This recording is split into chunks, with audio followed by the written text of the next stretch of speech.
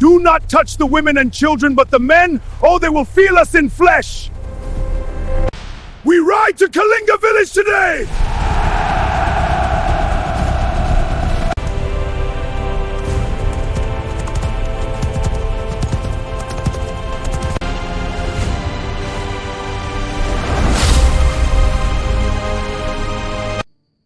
Why did this have to happen? I don't know if I can bear it. I am here. This man I've seen will destroy my village. My lord, we beg your mercy. Mercy must be earned. Take our daughters for peace. You stop right there. You're not afraid? No, I've been waiting. Witch, huh? Interesting. It is. I have seen your future and past the moment you lay in your mother's belly. Take her. You will come with us. No! Let me go! You have no choice. I won't! You will answer for this. Please, I didn't mean for this to happen. Your tears change nothing. Amara first learned that she was different the night she dreamed of her own mother's death. She was only 6. In her dream, the oil lamp fell, the fire spread, the hut burned. By morning, it had happened. After that, the dreams never stopped. They came like quiet warnings, soft at first, then cruel. Floods, sickness, broken bones, lost lives. She saw them before they arrived, felt them before they touched anyone else.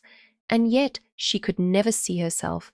Whenever she tried, there was nothing, no future, no path, only darkness. It was as if fate had erased her name. In Kalinga, that made her dangerous. People feared what they did not understand.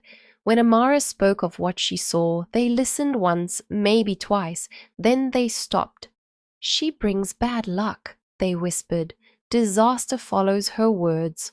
Soon no one asked her anything. No one wanted to hear the truth. At home she was even more unwanted. Her father drank until his voice became cruel and his hands became violent. Her stepmother watched with cold eyes, always ready to remind Amara that she did not belong. "You should be grateful we kept you," she often said. "Without us, you'd be dead." Sometimes Amara wished that were true. At least then the pain would end. She grew up thin and quiet, learning how to disappear in plain sight. She walked with her head lowered, spoke only when spoken to, and learned to hide her tears in the river. But no matter how small she made herself, the visions followed. When she was 16, she saw war. Not in pieces this time, not in fragments. She saw it clearly. An army stretching across the horizon, black flags, burning houses, screaming villages, a man at the front, his sword stained dark, his eyes colder than stone, Kyle. She did not know his name then, but she knew he was death. She went to the village leader. "They are coming," she said quietly. "A great army. We cannot fight them." He looked at her with tired eyes. "You always say that," he replied. "Go home," she begged. They laughed. And when scouts arrived days later, shouting that Zarakan's forces were approaching, no one met her gaze.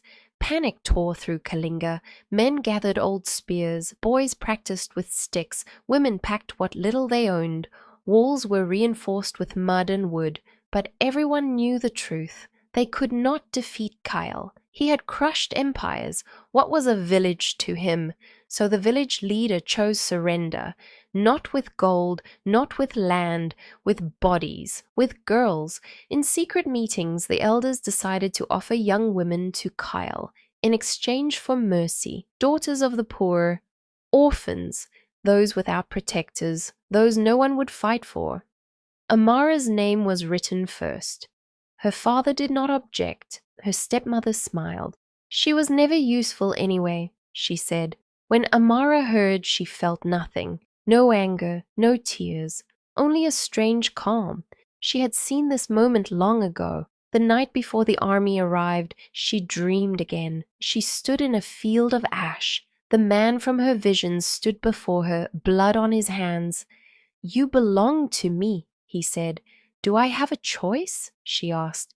"No," he replied. She woke before dawn, her heart steady. When Kyle entered Kalinga, the earth seemed to bow beneath his horse. His armor was dark, his presence heavy.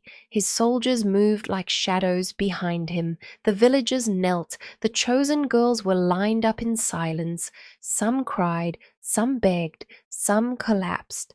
Amara stood still. When Kyle dismounted, he barely glanced at the offering until he saw her. She was not beautiful like the others. She was not adorned. She was broken and unafraid. Their eyes met. Something shifted inside him, something he had buried under years of war.